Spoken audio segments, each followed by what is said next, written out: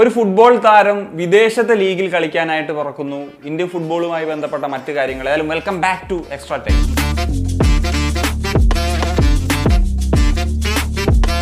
ആദ്യം നമുക്ക് ഇന്ത്യൻ ഫുട്ബോളുമായി ബന്ധപ്പെട്ടുള്ള പ്രധാനപ്പെട്ട വാർത്തകൾ പരിശോധിക്കുന്ന ടോപ്പ് കിക്കിൽ നിന്ന് തന്നെ തുടങ്ങാം. ഏറ്റവും പ്രധാനപ്പെട്ട ഒരു വാർത്തയാണ് ബിജോയ് ചോത്രി എന്ന് പറയുന്ന ചെന്നൈയിൻ FC-യുടെ 22 വയസ്സുകാരനായിട്ടുള്ള ഡിഫൻഡർ വിദേശത്തേക്ക് പോകുന്നു. മറ്റെങ്ങുമല്ല, ഉറുഗ്വേയിലേക്കാണ്. നമ്മുടെ എഡ്രിയാൻ ലൂണയുടെ മണ്ണിലേക്ക്, ഉറുഗ്വേയിലെ ഒരു സെക്കൻഡ് ഡിവിഷൻ ക്ലബ്ബ്, അതായത് സെഗുണ്ട ക്ലബ്ബിലേക്കാണ് പോകുന്നത്. കൊളോൺ ഫുട്ബോൾ ക്ലബ്ബ് എന്ന് പറഞ്ഞിട്ടുള്ള ഒരു ക്ലബിലേക്കാണ് അദ്ദേഹം ചേക്കേറുന്നത്. ഒരു ലോൺ ഡീലിലാണ് ഈ ഒരു അവശേഷിക്കുന്ന സീസൺ അവിടെ അദ്ദേഹം കളിക്കും. അല്ലെങ്കിൽ എനിക്കൊന്ന് ഇപ്പോൾ അവിടെ ലീഗ് സ്റ്റാർട്ട് ചെയ്തിട്ടേ ഉള്ളൂ. അപ്പം ആ ഒരു സീസൺ അവിടെ കളിക്കും. പിന്നെ ആ ഒരു കോൺട്രാക്റ്റിൽ അവർ ഇൻട്രസ്റ്റഡ് ആണെങ്കിൽ വേണമെങ്കിൽ ഒരു പെർമനൻറ്റ് ഡീലിനായിട്ടൊരു ഓപ്ഷൻ കൂടി ആ ഒരു കോൺട്രാക്റ്റിൽ ഉണ്ട് എന്നുള്ളതാണ്.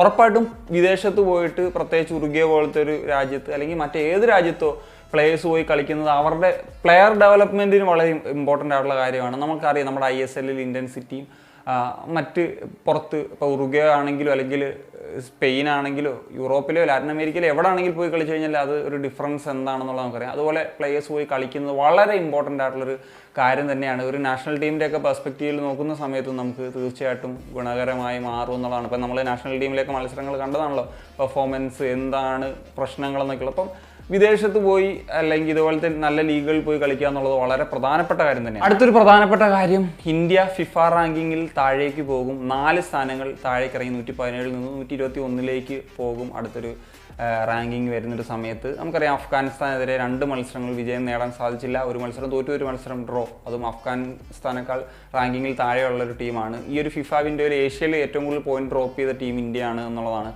പറയുന്നത്. സോ സ്റ്റിമാച്ച് വന്നതിന് ശേഷമുള്ളൊരു കുതിപ്പ് കണ്ടില്ലേ. മാത്രമല്ല, വിഷൻ 2047 പറഞ്ഞിരുന്നതാണ് നമ്മൾ 5 കൊല്ലത്തിനുള്ളിൽ ഏഷ്യയിലെ ടോപ്പ് 10 കൺട്രീസിൽ ഒന്നായി മാറുമെന്നുള്ളത്.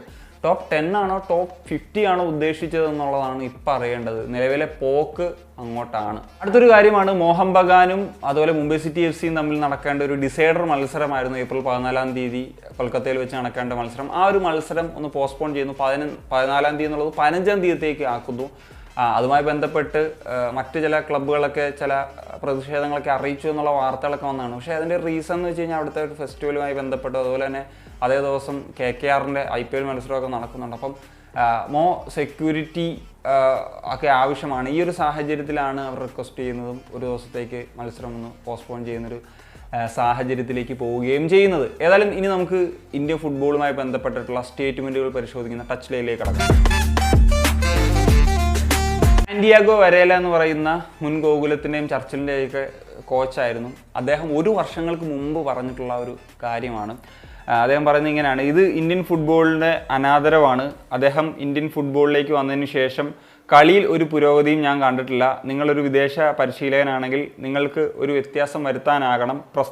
പ്രസ്താവനകളിലല്ല, പ്രവൃത്തികളിലാണ് കാര്യം എന്നുള്ളതാണ്. അതായത് ഈഗോർ സ്റ്റിമാച്ചിൻ്റെ പ്രവൃത്തിയെപ്പറ്റി അദ്ദേഹം 1 വർഷം മുമ്പ് പറഞ്ഞ കാര്യമാണ്.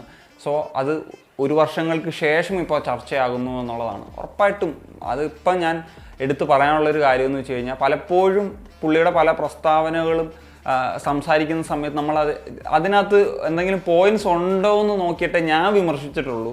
അതിപ്പോൾ ഏഷ്യൻ കപ്പിൻ്റെ ടൈമിലാണെങ്കിലും നമ്മുടെ ഒരു ഡിഫറൻസസ് എന്താണെന്നുള്ളത് മനസ്സിലാക്കിയിട്ട്. പക്ഷേ അഫ്ഗാൻ പോലുള്ളൊരു ടീം പെട്ടെന്ന് തട്ടിക്കൂട്ടി കൊണ്ടുവന്ന ഒരു ടീം, അവർക്കും കാര്യമായിട്ടുള്ള ക്യാമ്പൊന്നും കിട്ടിയിട്ടില്ല. അവർക്കെതിരെയും ഈ ക്യാമ്പ് കിട്ടിയില്ല, മറ്റ് എക്സ്ക്യൂസസും പറഞ്ഞുകൊണ്ടിരിക്കുന്ന ഒരു നടപടി തോക്കുന്നതിനേക്കാൾ വിഷമാണ് ഗൈസ് സത്യത്തിൽ. ഇങ്ങനെ തരത്തിലുള്ള വൃത്തികെട്ട തരത്തിലുള്ള വർത്തമാനം ഈ ഒരു കോച്ച് പറയുന്ന തരത്തിൽ. അപ്പം സാന്റിയാഗോ വരേല എന്ന് പറയുന്ന ഈ ഒരു പരിശീലകൻ്റെ വാക്കുകൾ ശരിവെക്കുന്നു. പിന്നെ പുള്ളി പറയുന്ന സ്ഥിരം പ്രശ്നങ്ങളാണ്, അതൊക്കെ തന്നെയാണ് പ്രശ്നം എന്ന് പറഞ്ഞാൽ എന്തുകൊണ്ട് അത് ഫിക്സ് ചെയ്യാൻ കഴിയുന്നില്ല? അത് ഫിക്സ് ചെയ്യാൻ വയ്യെങ്കിൽ, ഒരിക്കലും കഴിയില്ലെങ്കിൽ പുള്ളി ജോലി ഇട്ടേച്ച് പോകണം. അതാണ് ചെയ്യേണ്ടത്. എന്താ പറയാനാ ഗൈസ്. ഏതായാലും നമുക്കിനി ഇന്ത്യൻ ഫുട്ബോളുമായി ബന്ധപ്പെട്ടുള്ള നമ്മുടെ മച്ചാമാരുടെയൊക്കെ കമൻസുകൾ പരിശോധിക്കുന്ന സൈഡ് ബെഞ്ചിലേക്ക് കടക്കാം.